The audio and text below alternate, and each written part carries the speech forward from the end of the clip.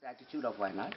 And we have 6 months of rain, would you believe? But not continuous. June, July, August, September is southwest monsoon. October, November is northeast monsoon. So we have 6 months of rain. Because of the 6 months rain, the place is blessed. We did have once a drought inspection team from center coming here. They found everything green. They are from Rajasthan. They said, you have no drought here. The average rainfall that we receive here is about 230 inches. Inches? Quite a lot of inches, yes. Quite a lot of rain. And probably the third highest rainfall receiving place in south of India is what is Wayanad. And it is a treasure trove of biodiversity. Even 2 months back, there was one amphibian species which was newly discovered. Which is So we are amphibian, toad. So this is what is the place that we are in. The Wayanad itself is about 30 kilometers is the radius, and we have the sightseeing spots are all on the fringes. So when you send your client to see sightseeing, don't expect them to cover more than 2 destinations. 2 destinations on 1 route. So this is what about the. I will try to show you some slides when we meet up in the evening during the dinner. Quickly show you across. Not that we can show everything in Wayanad, but we'll try to. So that is about the altitude. That is about the rainy season of the place. Winter is from November, end of November until February. Very pleasant winter. Unlike in Munnar or unlike in Ooty, where you have to shiver, here you can just have a small sneaker and then you can walk through. So that very pleasant winter with the temperature probably minimum should be around 12 degrees. 12 degrees. Average temperature for the year in the afternoons is about 25 to 28 degrees, excepting April and May. Please tell your clients who visit here during April and May that this place is going to be moist and humid because it is laden up with rain clouds, so they should expect rain. But nights are cool, should be around 25 degrees in April and May. That is the hottest period in Wayanad. Otherwise, we live in natural air conditioning. 90% of the resorts in Wayanad do not have air conditioning. You don't need one. Have a nice shower in the evening and then by 10 o'clock it goes down. So that is about the place, climate, altitude. Why we grow so much of things is because of the soil and the rain. You could have seen plenty of trees here for the simple reason. We grow coffee, which this is actually coffee. The green berries that you see, they are all coffee. I will talk about coffee in 5 minutes. Along with that, we have cardamom, we have pepper, we have ginger, all the spices. We don't grow one spice alone. It is not a monoculture. It is a combination of spices, because this is what is a jackfruit tree. The jackfruit tree actually gives a plenty of shade, which is needed by cardamom, which is needed by coffee. Coffee in India cannot be grown in open. It can be grown only in shade. So you have shade trees. This is a jackfruit. The next one is a teak. The one which you see as we climb up is the rosewood, Indian rosewood. So we have plenty of trees which give shade. And on all these trees, you can see vines growing up. They are the pepper vines. So I've just shown you all the things now. I'll first talk about cardamom. What we call as a plant here is actually a giant leaf. The plant or the stem is underground. It is actually, this is the stem. This is the stem of the plant. Yes. And it produces 2 types of shoot.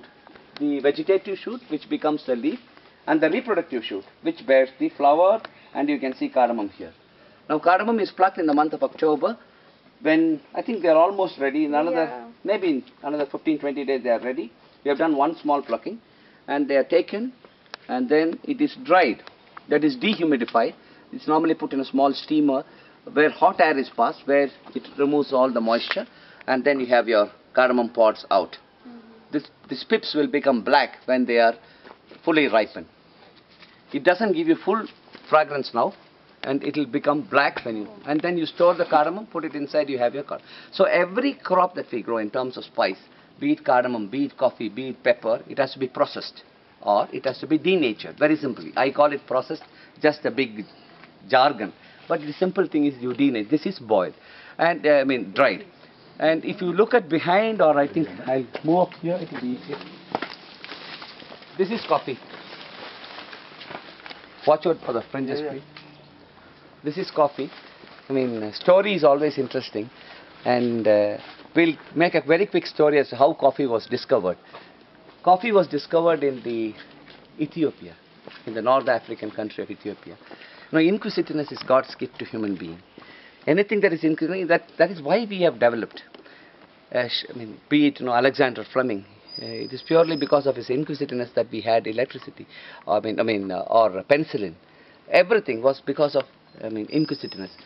Coffee was discovered in Ethiopia by a shepherd who found some of his goats which went to a particular direction of the hill were very active.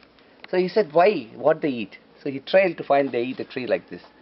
And then he started chewing it. Later he gave it to his wife, family, friends, and they started brewing coffee slowly because they put it in water, the leaf, and they started drinking. Some of our tribes who live here still do coffee brewing the same way. And after that they found that it produced beautiful berries, the green berries, like this. These berries he brought home, beautiful and red, very attractive, and he showed everybody, but then after 5 or 6 days they became dry. So just left it on the attic and forgot about it. After some time he wanted to take out something. He forgot about the coffee which has dried. When he took out that something, whatever he wanted to take, it fell onto the fire. And still he went out. But 10 minutes later he was drawn back because of the fragrance, which made him appreciate that this is what probably we are drinking. And he took it in his hand and he could assume that it was a brown powder. So he associated the brownish liquid that he drinks from the leaf. Now he knows how to make coffee. So he put this coffee inside the boiling water. Even today, we make Turkish coffee the same way. We just put coffee powder, boil it, and then drink. That's Turkish coffee.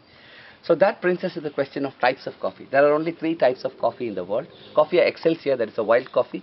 Coffea canifera, which we all popularly know as Coffea robusta. This is a robusta coffee. And we have Coffea arabica, which is a shorter plant, which you find mostly in Coorg.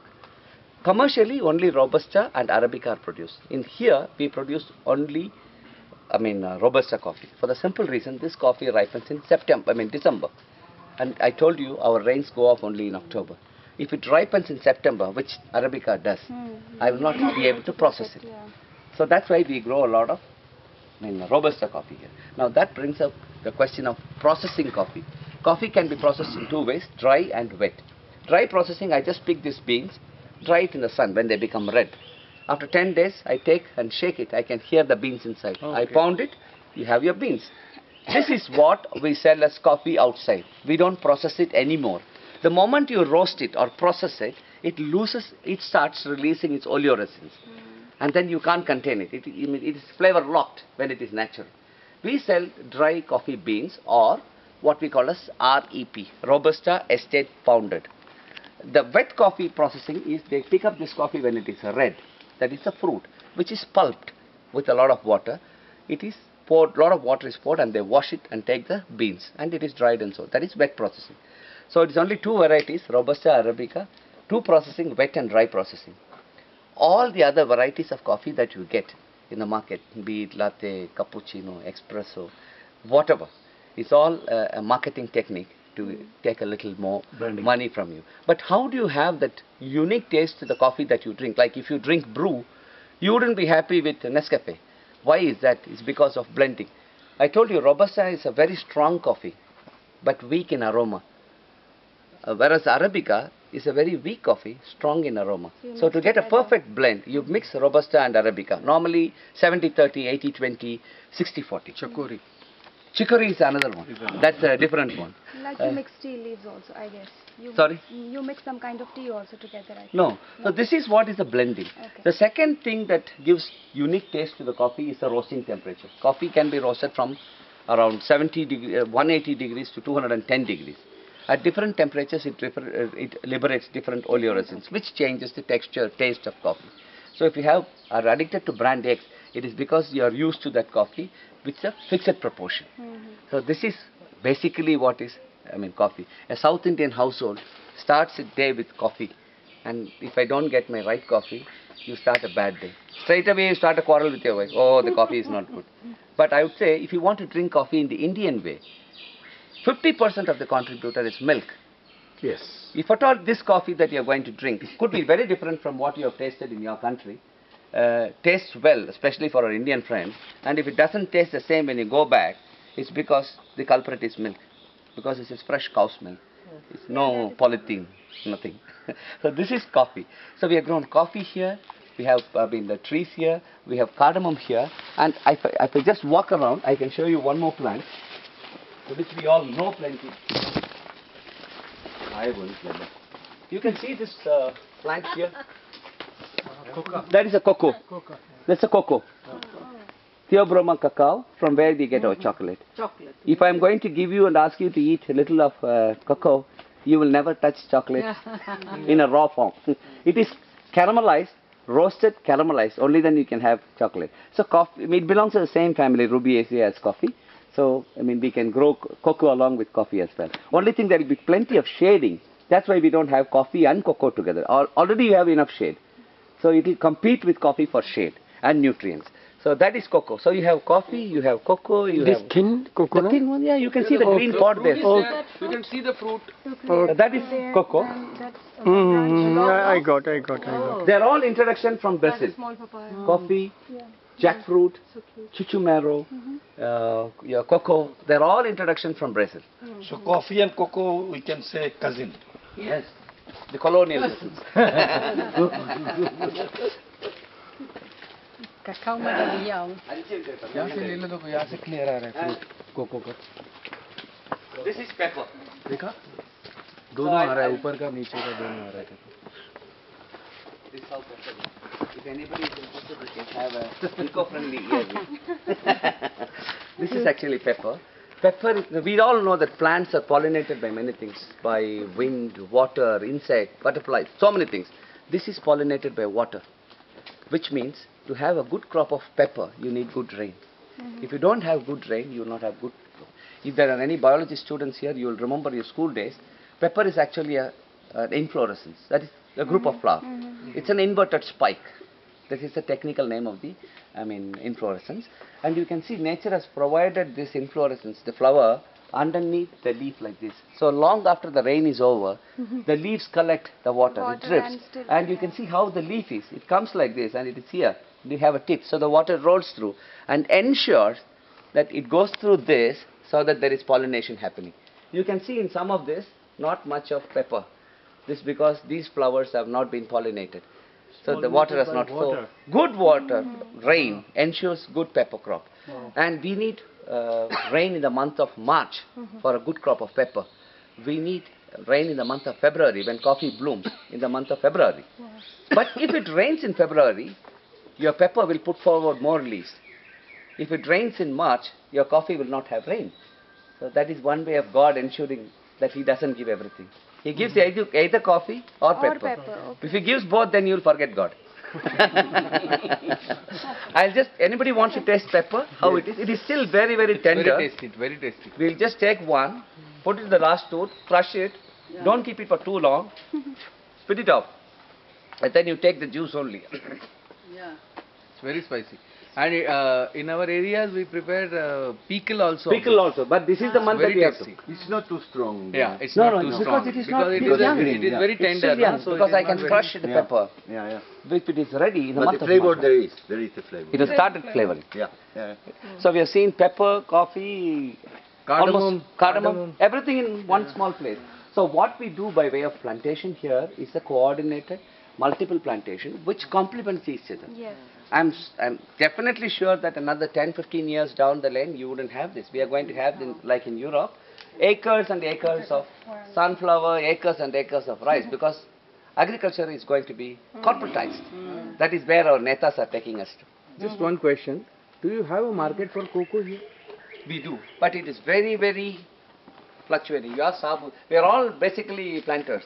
You should be having some cocoa, and then you try to give. You have Because to compete with it is not squirrels. in a mass quantity. Na? You know That what is the happens? main problem. It is completely controlled by Camco here. Okay. So they decide the market, who are controlled by Nestle. Okay. Same is the coffee story for coffee.